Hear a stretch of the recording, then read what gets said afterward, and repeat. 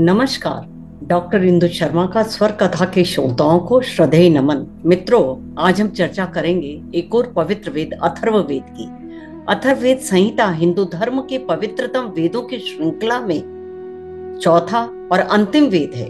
अथर्ववेद की रचना अथर्वा नामक ऋषि ने की, इसलिए इसे अथर्ववेद कहा जाता है।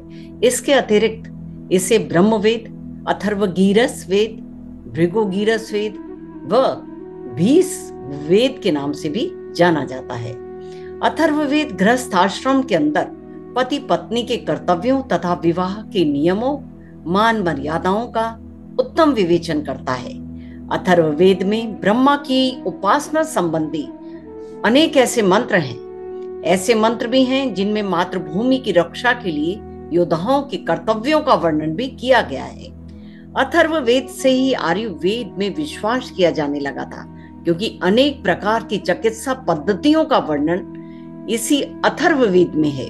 विभिन्न शारीरिक और मानसिक रोगों को ठीक करने के लिए मंत्रों की एक श्रृंखला है। इस वेद को हम दवाओं और औषधीय जड़ी बूटियों का उल्लेख और उपयोग भी इसमें पाते हैं। यह ही विशेषता है अथर्ववेद की, जो अन्य शेष वेदों से इसे अलग करती है। इस संहिता के दार्शनिक अंश आध्यात्मिक विचार का काफी उच्च विकास प्रस्तुत करते हैं। अथर्ववेद में प्रकट हुए दार्शनिक विचारों का अध्ययन भारतीय दार्शनिक चिंतन के विकास को समझने के लिए अत्यंत महत्वपूर्ण है।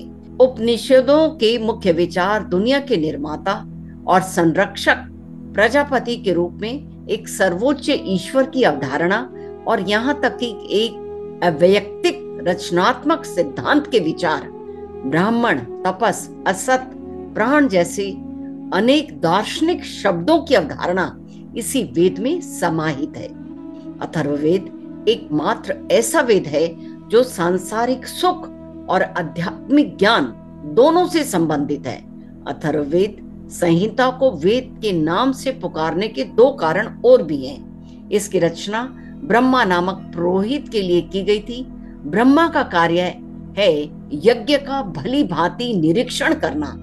ऋग्वेद में होता की भांति इसे मंत्रों का सामवेद के उद्गाता के समान मंत्रों के उच्चारण प्रकार तथा यजुर्वेद के अथर्वयों के समान उन यज्ञों को करने की विधि का पूर्ण ज्ञान होता था। इस प्रकार जिस तरह ऋग्वेद में विशुद्ध मंत्र हैं, उसी प्रकार अथर्ववेद में भी शुद्ध किए हुए मंत्रों का संकलन है। इन्हीं कारणों से अथर्ववेद को चौथा वेद मान लिया गया।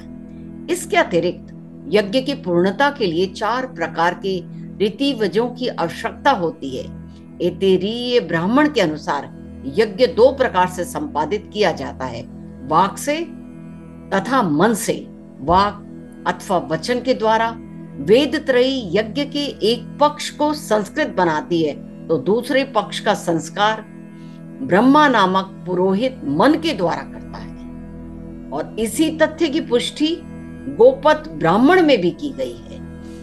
वर्तमान जीवन को सुखमय बनाने के लिए जिन साधनों की आवश्यकता होती है, उन सभी की प्राप्ति के लिए किए जाने वाले अनुष्ठानों का विधान अथर्ववेद में है।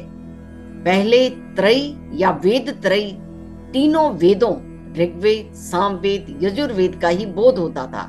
अथर्ववेद को प्रारंभ में वेद न मानने का कारण संभवतः यह था कि अथर्व वेद का वर्ण विषय व मूल भावना तीनों वेदों से भिन्न थी। क्योंकि इसका यज्ञादि से कोई संबंध नहीं। बाद में यज्ञीय मंत्रों का संकलन होने पर ही इसे वेद की श्रेणी में सम्मिलित कर लिया गया।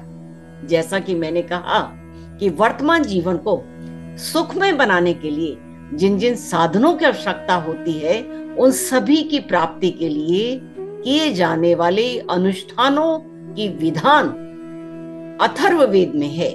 अतः वैदिक समाज का सर्वांगीण चित्र प्राप्त करने के लिए अथर्ववेद भी वेद की श्रेणी में सम्मिलित कर लिया गया।